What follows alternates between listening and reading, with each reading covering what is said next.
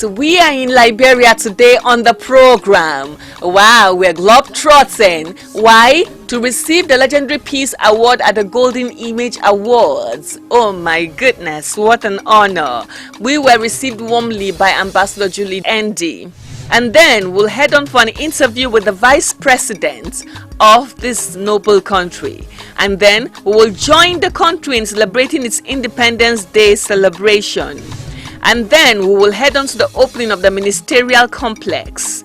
And then we will visit the Nigerian community in Liberia. This trip was made possible by Air Peace, the peaceful way to fly. Rachel the Piper.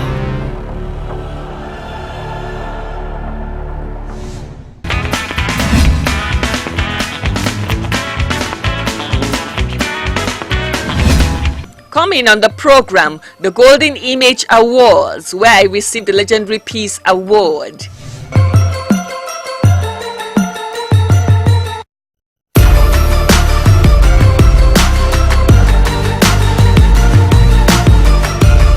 I feel beautiful in my Keto Couture ensemble here in Monrovia, Liberia. I am proudly Nigerian, but I love Africa. I love all parts of Africa.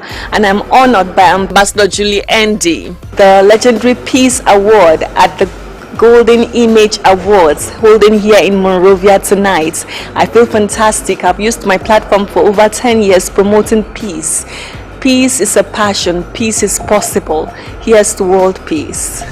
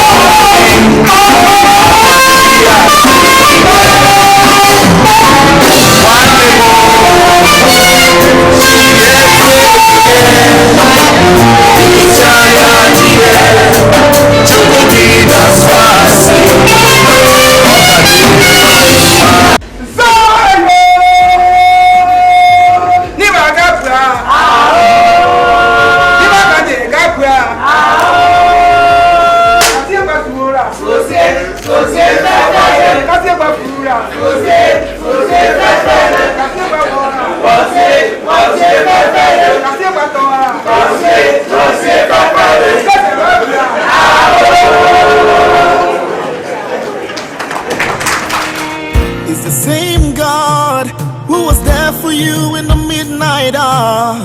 It's the same God who is able to wipe your tears away. It's the same God who was there in time of lack and want.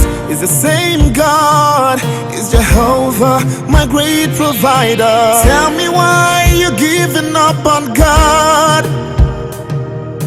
Tell me why you're giving up on Him. Tell me why you're giving up on God. Hold on, change is on the way. Ebesina, Chuku nonso, Ogini bunso bugi, Imana tia tigide.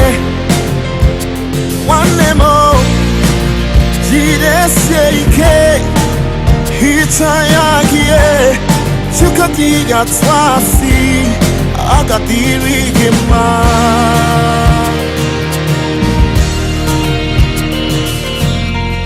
Don't you cry, changes he, weeping and down for a night. Joy's gonna come. Rachel the Piper. And now we'll head on to the interview with the Vice President of Liberia.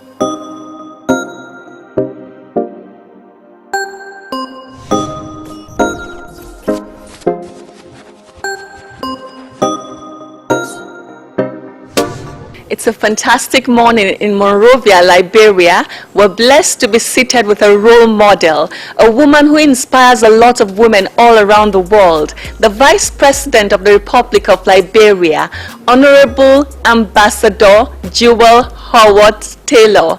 It's nice to spend this time with you, ma. Thank you. Thank you for visiting our country during this important celebration of our nation's history.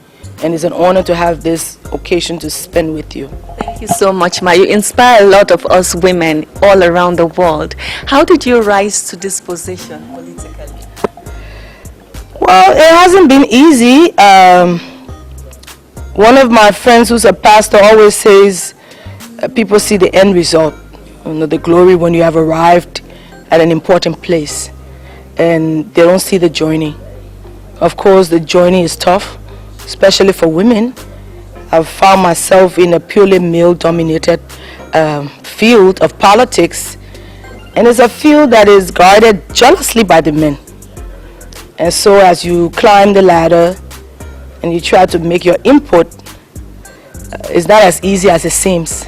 And today I'm the first female vice president of my country, and it's been more than 20 years of working, of engagement with women leaders across our country, of providing support to young girls, inspiring them along the way.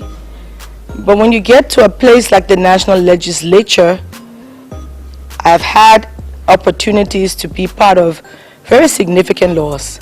A few days ago, we were able to sign, finally, the domestic violence bill. And it took 5.5 years of talking, of cajoling, of trying to convince the men that women needed their rights. We're in a new paradigm where we are expected to have equality, but of course you know we don't. And so when you get to a level like this, it's still a hassle, it's still a struggle, it's still a fight for space, for voice, for influence. And they don't make it easy because they let you know that, oh, you shouldn't be here in the first place, and you should be maybe doing something else. But I realized early on that politics and the legislature are entwined in such a way to provide benefits for our people. As the first branch of government, all the laws are made here. The budget is approved here. And so I know this is the place of maximum influence. How do you get benefits for the people you serve? How do you ensure that the promises you make during the campaign are fulfilled? And just jostling with the male factor here has been very difficult. But again, you don't give up. You have to keep walking and keep doing what you do, because I know many, many, many women and many young girls aspire to be whatever they want, and when they see a woman walking in spite of the stones that are being thrown, and they see her walking in spite of the insults, they see her walking with her head high in spite of the challenges she faces, it inspires others. Because again, we must not be deterred. We must have many more women at that level, so that one day our hopes and aspirations as women will actually be on the front center of the discussions of our country. We have not yet gotten there. Okay, so what challenges have you faced as a woman politically?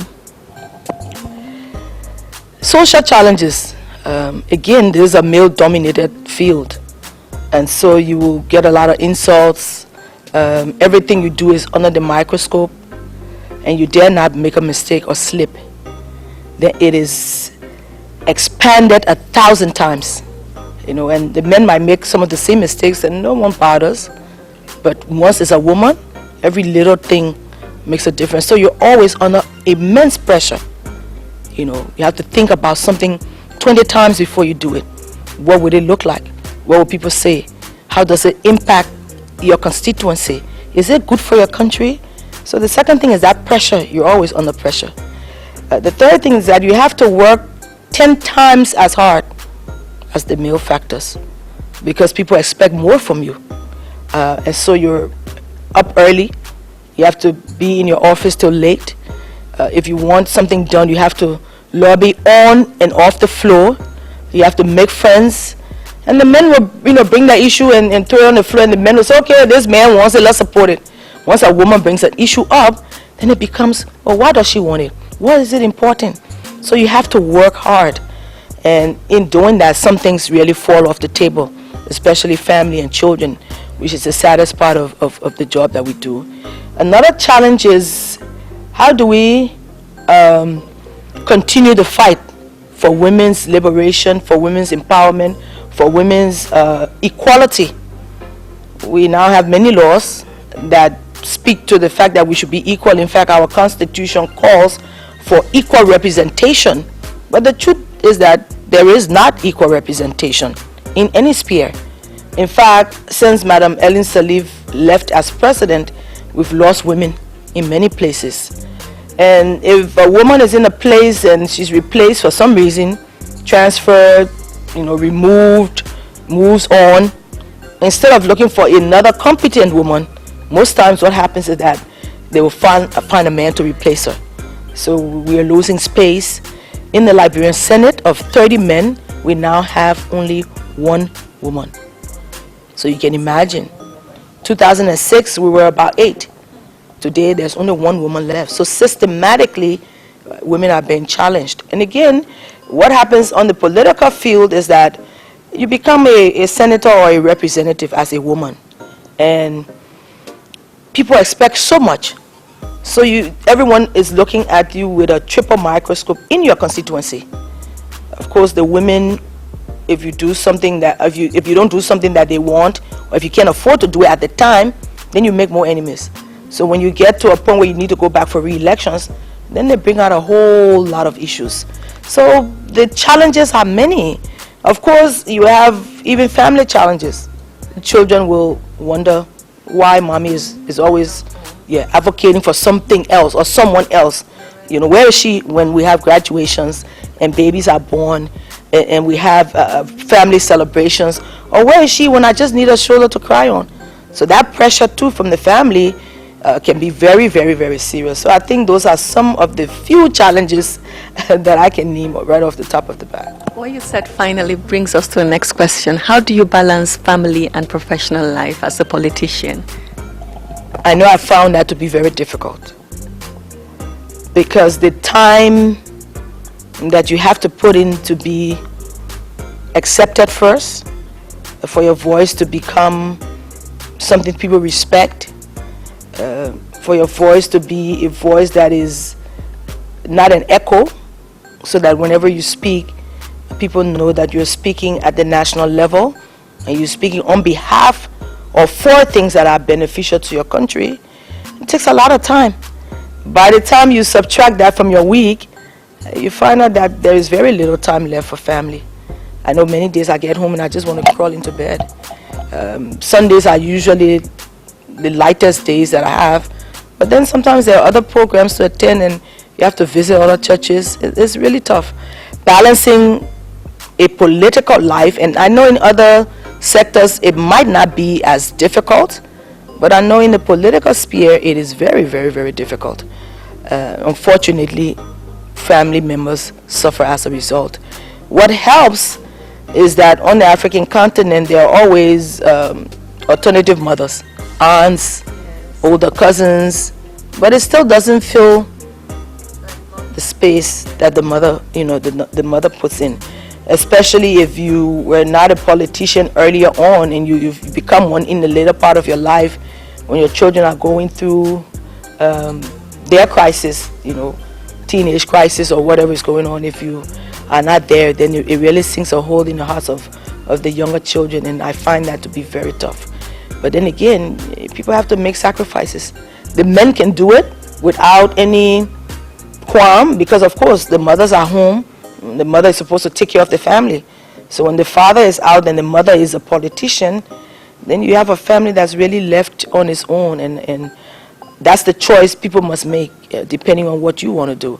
What is the greater impact? I think those of us who have the fire for political work, the fire for transformational systems, the fire for creating systems that have to be bigger and better than what we made it, then that sacrifice is a really great one.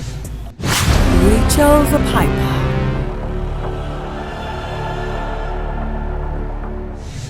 Wow, what a noble woman she is. Great woman indeed. Real big inspiration. And now we'll head on to the Independence Day celebration of Liberia. Incoming thing called music from the week you're destined. See me? I feel fantastic. It's a beautiful morning in Monrovia, Liberia, and we're celebrating the 172nd Independence Day of Liberia.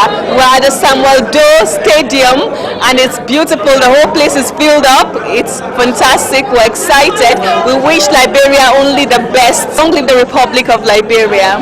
You tight like a folder. You are the beauty, I'm the beholder. Be the range to your rover.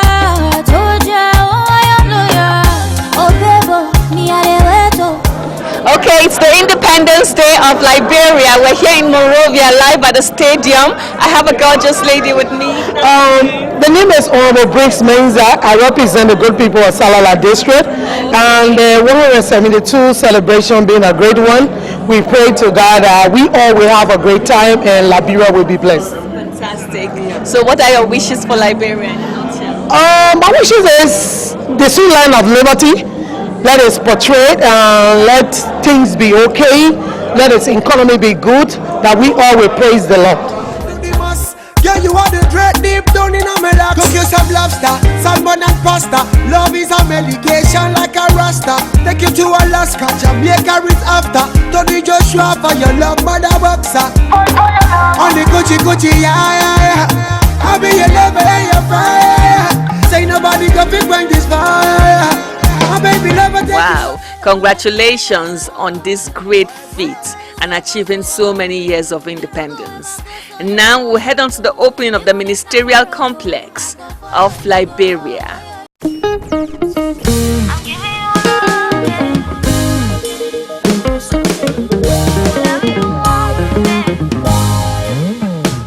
It's like you don't even know your body is so fine. Melanin for the window. Your smile is messing with my mind. Just call my phone, make it ring go. Let me just look at your face, oh baby. I'll never forget this now. May you just come to my place, oh baby. I might never let you out. Your sister driving me so crazy. Almost he gets me, oh. Almost he gets me, oh. Oh, hey. Baby, you're a 10 over 10. Now it's in on the tell all my friends. I brag about you, I know send, oh, I know send, oh. Oh, I wanna tell you what's on my mind. I'm giving you love, yeah. I'm giving you love, yeah. You're the one, whenever you want me. Oh, baby, just call me on the phone. I'm feeling your body. You're the one for me, don't you know? Oh, and I feel your body, don't you know?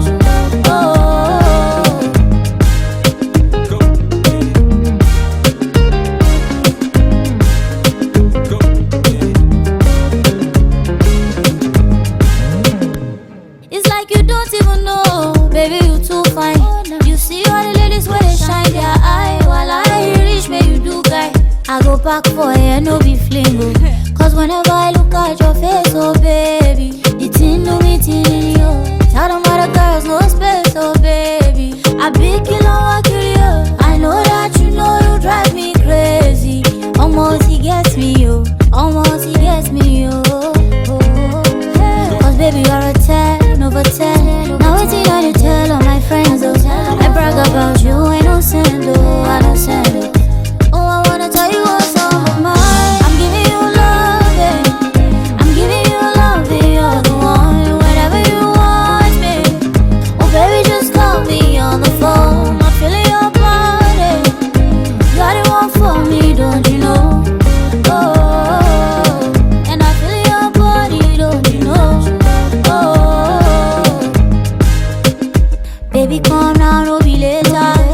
waiting on you like a waiter. You take my Rachel the Piper.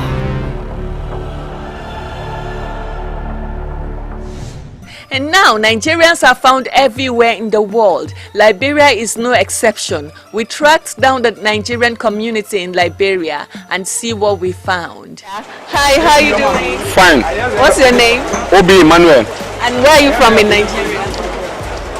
Anambra State. How long have you been in Liberia? I've been in Nigeria 8 years. Yes. And what brought you here? Came here for business. Yeah. And how is life in Liberia? How is Liberia treating you? Is it lucrative? Yeah, they are at least everything are going well. Fantastic. So your shop is closed today because of the election, right? Yeah. Where's your shop? Is it this place? Yeah, this is my shop. Okay. What do you sell? Can we see it? Yeah, selling pepper. Okay. Oh, that's nice. That's nice. And is business moving here? Yeah, small, moving well. So do you still visit Nigeria? Yeah, I can go one time I came back. Oh, okay. You come in December. Yeah, so who do you want to say hello to in Nigeria? Yeah. Awunega, hello. Ndidi, hello. Chika, hello. Yeah, my father, my mother, hello. How are you doing? What's your name? Alright, my name is Ifeanyi Chinze. Where are you from? I'm from Nigeria, from Enugu State, Nigeria. State. So what motivated you to leave Nigeria to come to Liberia? Yeah, just that, you know, the way we boys would like traveling, so to go different country to try luck. So we stay in Nigeria, doing nothing, so we decide to come to Liberia to hustle small. Okay. And how is business here? Is it lucrative? Yeah, the business before is moving well, but because of the new government, so things have to take little time before things settle. So here now we're just managing, just struggling small. Fantastic. So who do you want to say hello to in Nigeria? Afanwo Ifeanyi, ezigbo nwa afọ Igbo Enugu State. So I must say shout out to my brothers. Ife dị mma, anyị na obodo anụ ala akụ obere hustle. Na-etikwa anyị na-ebere ka ife gaa ọfụma ọdago. Owelo, anyị na-agbadata Igbo na Christmas, anyị na ụlọ ya akụ. Owelo, ndị Liberia ka anyị na-anọ ya. Una ebe ndị Liberia kụnye afụ. So onye sokwa ya na-eche atụ ndị Liberia otu ha na-emere anyị ife ka ife baa n'ọkụ. Hello, sir. Hello. Good afternoon. My name is Benson Madhekwe. And where are you from in Nigeria? I'm from Imo State. Oh, wow. When did you come to Liberia? Well, I was here since 1997. Oh, that's a long time. That's a very long time. 2007. Wow, that's a very long time. So how is life here? Well, we thank God we are managing life. So compared to home, do you prefer being here? Well, we didn't prefer to be here, but because of situation, so we have to be hustling around. Yeah. Fantastic. So do you want to say hello to anybody at home? Of course. I want to use this opportunity to greet my brothers and sisters. I have brothers in Lagos, in the east also. So Mr. Victor Madekwe, he based in Lagos. So I want to use this opportunity to greet them and his family. What an episode it's been. Liberia is a lovely country. The years of war affected it drastically, but they are rebuilding and their economy is strong. The people are wonderful. The country is a great country. Thumbs up. Long live the Republic of Liberia. Long live Africa.